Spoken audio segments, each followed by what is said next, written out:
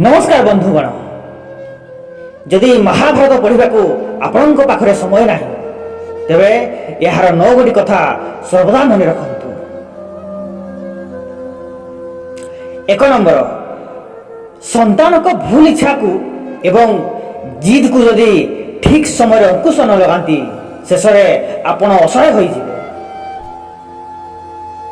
2 number आप जिते बलवान हूँ ना कहीं जदि आपण अधर्मर साथी अच्छा तेरे आपण विद्या अस्त्र शस्त्र शक्ति एवं वरदान सबू निष्फल हो।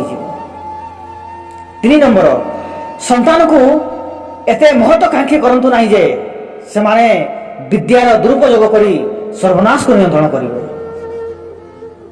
4 नंबर एपरि काहाकु किछि कथा दियंतु नहीं जे आपण को विधर्मी को आगरे नतमस्तक हेबाकु पड़िबो।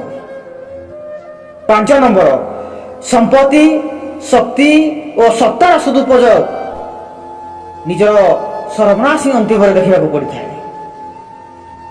6 नंबर मुद्रा मंदिरा अज्ञान मोह एवं माया जदि अंध व्यक्ति पाखरे थाए ताहले सत्ता मध्य विनाश आड़ को नहीं जाई थाए। 7 नंबर विद्या जदि विवेक से बंधा हो जाए भक्त व्यक्तिर विजय सुनिश्चित अटे। 8 नंबर सबु कार्य जदि आपण छड़ कपट प्रपंच करती सर्वदा असफलतार स्वाद चाखिबा को पड़ी थाए। 9 नंबर जदि आपण नीति धर्म और कर्म सफलता पूर्वक पालन करुछंती तेबे विश्वर कौन शक्ति आपण को पराजित करि परिबा नाही। दर्शक बंधु यदि वीडियो भल लगी तारे वीडियो को लाइक एवं चैनल को सब्सक्राइब कर देवे। धन्यवाद।